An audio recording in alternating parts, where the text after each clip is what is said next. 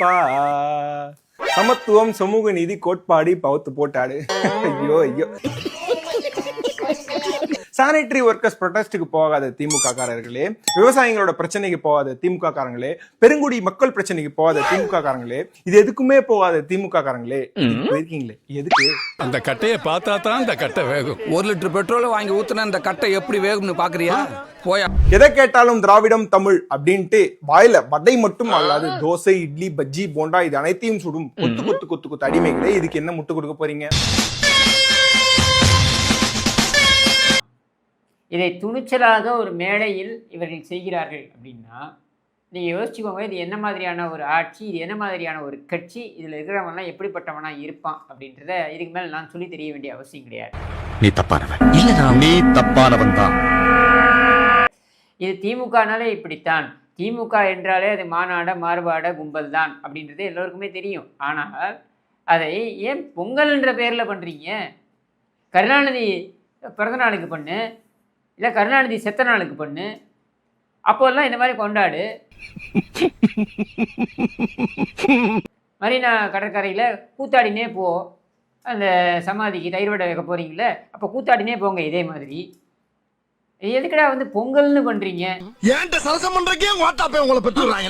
அதாவது கலாச்சாரத்தை சீரழிப்பது அப்படின்றத தொன்று தொட்டு கருணாநிதியும் கருணாநிதியுடைய அடிவருடிகளும் செய்து வருவது அப்படின்றதுக்கு நிறைய சான்றுகள் சொல்லிகிட்டே போகலாங்க.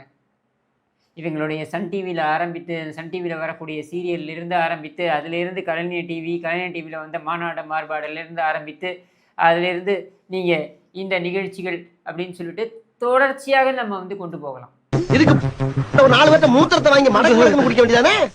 ஏன்டா இந்த வேலை பார்க்குறீங்க? பெண்களை இது மாதிரி ஆட விடுறது தான் உன்னுடைய சமத்துவமா? உன் வீட்டு பெண்களை இது மாதிரி ஆட விடுவியா? அப்போ இந்த இந்த ஒரு கலாச்சார சீரழிவு இருக்கு பாருங்க. இதனால தான் இதை வந்து திமுக அப்படின்றது வந்து ஒரு HIV போன்ற ஒரு மோசமான ஒரு கிருமி.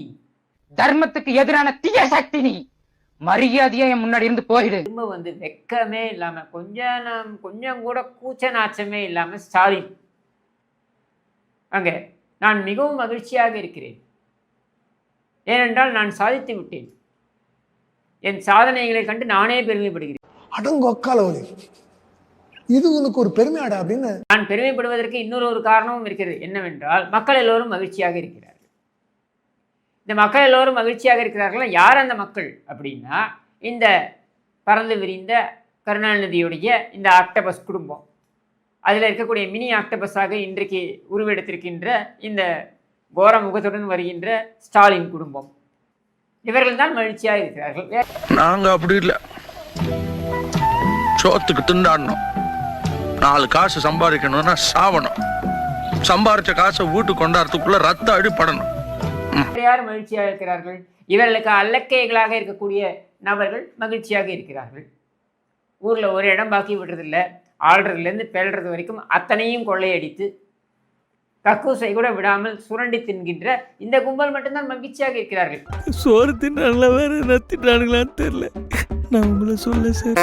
திராவிட மாடல் 2.0, அந்த 2.0ல பார்த்தீங்கன்னாக்க இப்பொழுது நாங்கள் செய்யாத சாதனைகளையும் அப்பொழுது செய்வோம். என்னடா பண்ண போறீங்க? அந்த கக்கூஸ் வரைக்கும் எதையும் விட்டு வைக்கலையே, வேற என்ன பண்ண போறீங்க? செத்தவனெல்லாம் தோண்டி ஏதாவது பண்ண போறீங்களா? இல்லை வேற என்னதான் திருடணும்னு யோசிக்க போறீங்களா? இல்லை யோசிச்சு வச்சிருக்கீங்களா இன்னும் என்னெல்லாம் திருடலான்ட்டு? எடுக்கிறதுக்குள்ள நீங்க எடுத்துறீங்க சார். என்ன எடுக்கிறதுக்குள்ள எடுத்துறோம்? இல்ல நீங்க ரொம்ப பாஸ்டா இருக்கீங்க. யோ பாஸ்டா இருக்குறது என்னைய தப்பு? அது நம்மளுக்கு ஒத்து வராதுங்க. நாங்க என்னென்னமோ பிளான் பண்ணி வந்தோம், இப்ப பாதியிலே போக வேண்டியதா இருக்கு. 75 ஆண்டு கால வரலாறுல இந்த அளவுக்கு சுரண்டலை தமிழகம் கண்டதே கிடையாது. போதா குறைக்கு 10 லட்சம் கோடி கடனையும் வந்து நம்ம தலையில சுமத்திட்டு அதை சாதனை அப்படின்னு சொல்லி நீ பெருமையா பேசுறேன்னா உனக்கு எவ்வளவு திமிரு இருக்கணும்? நீ நேர்மையா நடந்தா இந்த கதி வந்திருக்க. இந்த மாதிரி கெட்ட வார்த்தையில என்கிட்ட பேசாத, செத்து போன்னு சொல்லி சாகுறேன். நேர்மையா இருந்தா என்னடா அர்த்தம்? அதுக்கு நான் பொது வழக்கிட்டு வந்தேன், இதுக்கு தான் வந்திருக்கிறேன். இன்றைக்கு மிக முக்கியமான வேலை இவர்கள் செய்தது அப்படின்னு என்னன்னு பார்த்தீங்கன்னாக்கா, இந்த ஐஸ்ரூட் அப்பாவுடைய அலுவலகத்தில் பேட்டை ரவுடி சேகர் பாபுவையும் அந்த பலாப்பழ பன்னீர்செல்வத்தையும் உட்கார வச்சு பேச வைக்கிறது. இப்போ இந்த புரோக்கர் வேலை பார்க்கறதுக்கு தான் இங்கே ஐஸ்ரூட் அப்பாவு வச்சிருக்கீங்களா நீங்க? உங்களை இந்த ஏரியா மாமா நினைச்சேன். வர மாமா. இது ஒரு அரசாங்கம், இது ஒரு ஆட்சி. இந்த அவலமான ஆட்சியை வந்து காரி துப்பாத மக்களே கிடையாது. யார்? இவர்களுக்கு ஆதரவு அளித்தவர்களே. அரசு ஊழியர்கள், செவிலியர்கள், மருத்துவர்கள், துறைதோறும் நீங்கள் துறை தேடி தேடி போகலாம். தூய்மை பணியாளர்களிலிருந்து ஆரம்பித்து மருத்துவர்கள் வரைக்கும் பார்த்தீங்கன்னாக்க அத்தனை தரப்பினரும் காரி துப்புகிறார்கள் இந்த ஆட்சியை. ஊரே ஒண்ணு சேர்ந்து காரி துப்புதுடா. விடியா ஊருக்குள்ள அவன் சாதி சண்டை சொத்து சண்டை ஊரே பிரிஞ்சு கிடக்கு. ஏன் மூஞ்சில காரி துப்புறதுக்காக ஊரே ஒண்ணு சேர்த்து நினைச்சு சந்தோஷப்படியா. காவல்துறையினர் பிரச்சனை. காவல்துறையினர் கடத்தி கொண்டு போய் கொலையும் செய்வார்கள். காவல்துறைக்கு பிரச்சனை. இது ரெண்டுமே இங்கே நடக்கும். இப்படி ஒரு வினோதமான ஒரு ஆட்சி. இதுவும் ஒரு சாதனை தானே. மாட்டின் கொம்பு போல் மீசை வைத்தால் மட்டும் போதுமா? ரொம்ப பயலே. இதில் கவசம் வேறு. முழிக்கின்ற மொழியை பார். 5 ஆண்டுகள். நான் பெருமைப்படுகிறேன்.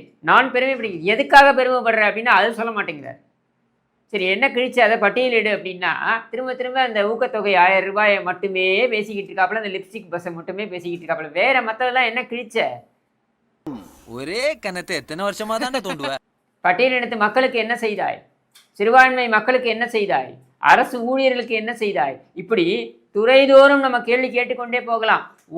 ஒரு கேள்விக்கு கூட சரியான நேரடியான பதில் கிடையாது. இதுல மற்றவங்களை பார்த்து நக்கல் செய்யுது. என்ன? பிரதமர் மோடி அவர்கள் வந்திருந்தார். பிரதமர் மோடி அவர்கள் இங்கே மதுராந்தகத்தில் அந்த கூட்டத்தில் பேசும் பொழுது டபுள் இன்ஜின் அரசாங்கத்தை நாங்கள் உருவாக்குவோம் என்று அவர் சொல்லி இவர் கண்டுபிடிச்சிட்டாராம். பெரிய வாசகம். எவனாவது எழுதி கொடுத்துருப்பா, அதை படிக்கிறது தான் இந்த ஆளுக்கு நம்ம மூளையாக இருக்குது. இதுதான் கடைஞ்செடுத்து தத்தியாச்சு. இதில் வந்து டப்பா இன்ஜின் அப்படின்னு சொல்லிட்டு இது ஒரு ஜோக்குன்னு சொல்லிட்டு தானே சிரிச்சுக்க வேண்டியது தான். காமெடி கோவம் வர மாதிரி காமெடி பண்ணாத. நாங்கள் சொல்கிறோம், கடந்த 5 ஆண்டுகளாக நீ நடத்தியது டோப்பா இன்ஜின். வெறும் விளம்பரம் தான், வேற ஒன்றுமே கிடையாது. உன் தலைக்கு மேலேயும் ஒன்றும் கிடையாது, உன் தலைக்கு உள்ளேயும் ஒன்றும் கிடையாது அப்படின்றத தான் நாங்கள் சொல்லிக்கிட்டு இருக்கோம். யூ டிராப் திஸ்டா மாட்டிக்க. என்ன மாப்பிள்ள கேப்பா? ஓடு நல்லா இருக்கும், உனக்கு சூட்டா இருக்கும். வேற பால் வாங்கணும் மூக்குல மாட்டுறதுக்கு, அது மட்டும் வாங்கிட்டு. இந்த ஸ்டாலினை பார்த்து அதைத்தான் நான் சொல்கிறோம். உன் தலைக்கு மேலே 50 லட்சம் டோப்பா, உன் தலைக்குள்ளே ஒன்றும் கிடையாது, 5 பைசா கூட பிரயோஜனம் கிடையாது. அப்போ இப்படி இருக்கக்கூடிய ஒரு ஆட்சியை நீ நடத்திக்கிட்டு நீ வந்து பிரதமர் மோடி அவர்களை பார்த்து இது டப்பா இன்ஜின்னு சொல்ற. கூட தெரியல, நீங்களே எனக்கு காலாகிறீங்க. ஏன்னா வெள்ளை கொடையை தூக்கிட்டு ஓடணும்ல. நீ ஊர்பட்ட கொள்ளையடிச்சு வச்சிருக்கீங்க.